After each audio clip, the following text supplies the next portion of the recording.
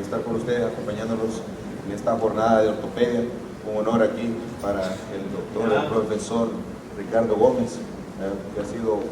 una gran ayuda para la formación de muchos de nosotros, así que se le agradece y en su honor también, pues, espero que sea de provecho. Como bien decía el doctor Águila, pues vamos a hablar de las lesiones que tienen que ver con algunos deportes relacionados con la articulación del hombro. No se trata de hablar de demasiadas astralidades al respecto, sino que cosas generales que ustedes puedan aplicar en su práctica diaria. Para hablar del hombro, pues tenemos que conocer un poco de la anatomía del hombro y podemos empezar hablando de lo que es la anatomía ósea. Básicamente, lo que es el hombro está conformada por una serie de articulaciones óseas entre lo que viene a ser la clavícula, lo que es la escápula y el húmero, que son básicamente esas estructuras óseas que le dan conformación a la articulación del hombro. Sí, siguiente. También es importante conocer cómo se articulan estas estructuras óseas. Tenemos principalmente lo que es la articulación acromioclavicular, lo que tiene que ver con la porción distal de la clavícula y la parte distal de lo que viene a ser la escápula, que nos va a dar una articulación que nos permite movimientos de desplazamiento anterior-posterior en cuanto a lo que es la articulación acromioclavicular. Y por el lado proximal, en el extremo de la clavícula, vamos a tener lo que es la articulación esternoclavicular. Importante también, entender que tenemos también puntos de reparo anatómico óseos en los cuales nosotros podemos orientar para poder hacer un adecuado examen físico. Como podemos ver, estructuras palpables, sobre todo en personas de una complexión física delgada, podemos orientarnos. En la parte anterior podemos tocar lo que es el borde de la clavícula, lo que es el troquín,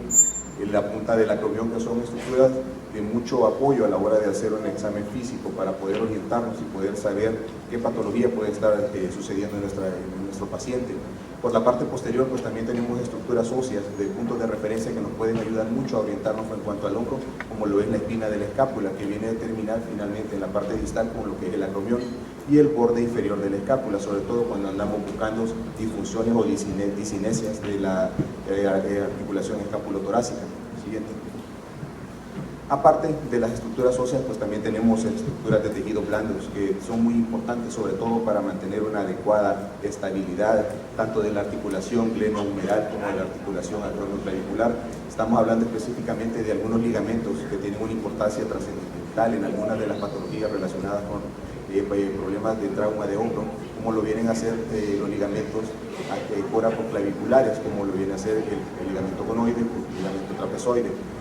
También tenemos el ligamento coracoacromial, que también tiene un papel importante en cuanto a las patologías que tienen que ver con la estabilidad del hombro, al igual que lo es la cápsula articular, que es una estructura fibrosa que también nos ayuda a mantener esa estabilidad y que también tenemos que tomar a consideración cuando tenemos pacientes que sufren luxaciones del hombro, pues son estructuras que pueden sufrir daño.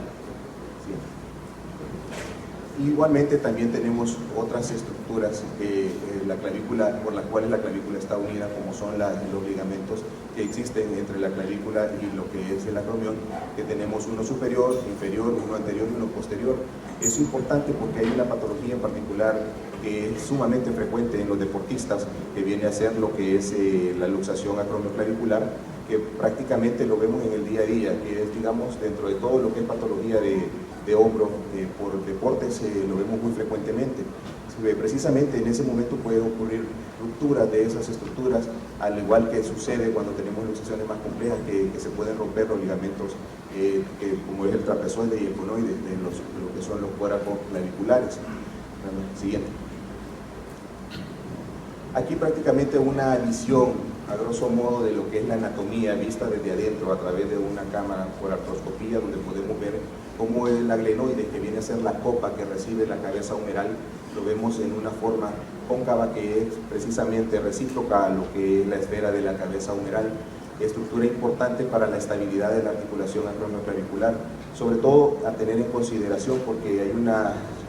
relación de poca reciprocidad entre lo que es la cabeza humeral y lo que viene a ser la glenoide, que es la copa, donde podemos ver que la superficie de contacto de la copa es prácticamente como 1/3 del resto de la superficie de contacto de la cabeza humeral, por lo cual también esta situación le confiere a la articulación glenohumeral una condición de ser sumamente inestable, y por eso pues también viene a ser la articulación que mayormente sufre luxaciones o inestabilidades en los deportes que tienen que ver pues con la utilización de los miembros superiores. Tenemos también estructuras de tejido blando que se vuelven muy importantes, sobre todo a considerar en esta patología que hablamos de la inestabilidad, como lo viene a ser el labrum glenoideo, que básicamente viene a ser como un rodete que rodea lo que es la estructura ósea de la superficie articular del labrum, de la glenoides, y eso hace que haya un aumento de esa superficie de contacto. Por lo tanto, pues también se convierte en una estructura que le brinda estabilidad importante a la articulación glenohumeral. Por el otro lado, pues tenemos otra vista donde podemos ver el mismo labrum en la parte anterior, que básicamente es importante conocer esta anatomía, sobre todo en lo que se refiere a la parte anterior e inferior de la glenoide, porque precisamente ahí es donde vamos a encontrar una de las principales lesiones que tienen que ver mucho con la inestabilidad anterior del hombro, que es la patología que más comúnmente vemos en cuanto a inestabilidades.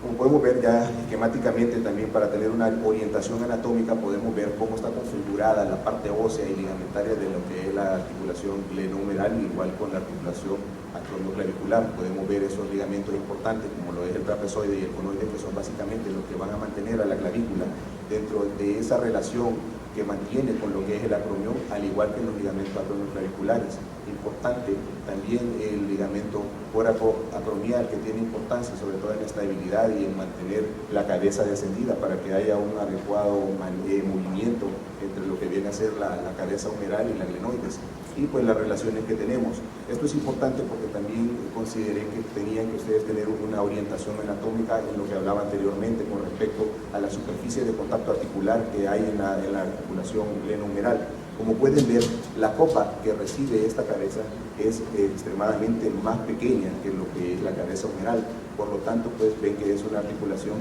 intrínsecamente, desde el punto de vista óseo, pues es totalmente inestable. Y son otras estructuras lo que lo ayudan a mantenerse en su lugar y que no suframos luxaciones recurrentes.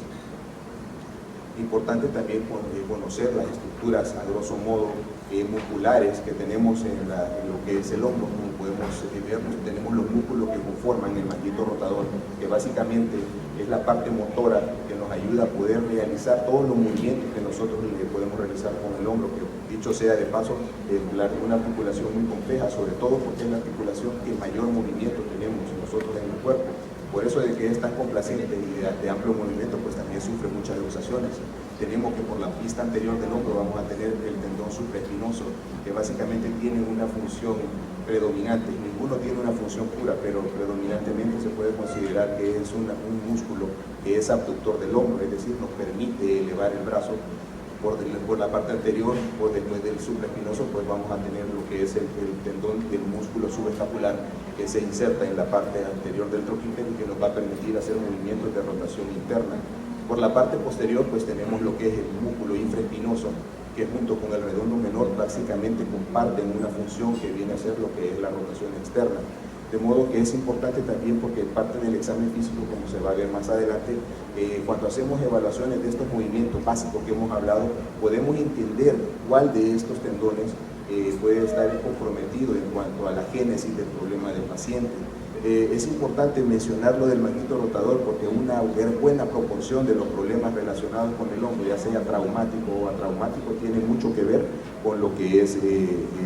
los problemas generadores de dolor en el hombro. También tenemos otras estructuras musculares alrededor del hombro que también tienen funciones importantes, como sobre todo lo es el músculo deltoides, que básicamente es importante tenerlo a consideración porque muchas veces es este músculo el que toma el papel fundamental cuando tenemos alguna deficiencia, sobre todo del tendón supraespinoso, cuando hablamos de problemas de manguito rotador. Y tenemos otras estructuras musculares que pueden ayudar al movimiento, sobre todo de la articulación, que es una pseudoarticulación que debería ser la escapulotorácica, como pueden ser prácticamente los músculos de la región posterior, como puede ser el serrato, trapecio, romboides, el elevador de la escápula, pectoral menor, que también es importante porque a veces hay problemas de tipo neurológico que pueden generar una disinencia, es decir, unas contracciones, digamos, de alguna manera descoordinadas que nos pueden ayudar más bien de favorecer para que tengamos problemas en cuanto a la movilización de nuestra articulación. Importante también tener en mente las estructuras vasculares que discurren a través de lo que es la articulación glenohumeral, sobre todo las que tienen que ver con la irrigación de la cabeza humeral. Muchas veces estas estructuras en patología traumática del deporte pueden sufrir lesiones, tanto la arteria circunfleja anterior como la posterior, donde podemos tener una desvascularización de la cabeza humeral, lo que a largo plazo se puede traducir en un problema de una artrosis, ¿verdad? Una muerte isquémica de la cabeza humeral que finalmente va a terminar siendo algo muy disfuncional. Y sobre todo cuando tenemos que tener algún tipo de resolución quirúrgica, tenemos que cuidar de no lesionar estas estructuras vasculares, porque si no, pues le estamos provocando al paciente un problema a largo plazo. Probablemente estamos solucionando un problema, pero estamos provocando uno mayor si no tenemos conciencia de que en esa zona podemos nosotros mismos lesionar estructuras importantes. También es importante tener en cuenta que tenemos estructuras nerviosas. Esto es bien importante cuando veamos el siguiente tema, es porque el hecho de que tengamos estas estructuras como lo es el plexo braquial por la parte anterior y por debajo de la clavícula, cuando tenemos patología traumática, sobre todo cuando tenemos luxaciones anteriores del hombro, que son las más frecuentes, vamos a ver cómo pueden algunas personas tener lesiones del plexo braquial y aparte de tener una luxación glenohumeral, podemos tener algún tipo de disfunción provocada por una contusión, una lesión o una ruptura de estas estructuras nerviosas. Por eso se vuelve muy importante que cuando tenemos luxaciones del hombro tenemos que verificar, no simplemente hacer una reducción del hombro, sino también tenemos que verificar que haya una adecuada función de nuestras estructuras distales, sobre todo en la mano, porque si vemos lesiones a nivel de lo que es el plexo braquial, vamos a tener algunas disfunciones a la cabeza, pues las que están relacionadas con el nervio axilar, que puede haber una parálisis, una caída del brazo, donde el paciente prácticamente está luxado, lo recolocamos, pero siempre sigue con una disfunción, sobre todo lo vamos a experimentar en la mano. Entonces, cuando nosotros vemos un paciente, lo reducimos y tenemos esa función, pues tenemos que estar conscientes de que puede haber una lesión y hacérselo saber al paciente, porque muchas veces ellos pueden creer que en las maniobras de recolocación que nosotros hacemos, el médico es el que le provoca el problema, de modo que también tenemos que asesorarnos de que esta condición incluso esté previo a que nosotros hagamos una maniobra de recolocación. Hablando específicamente de lo que es la inestabilidad del hombro, podemos mencionar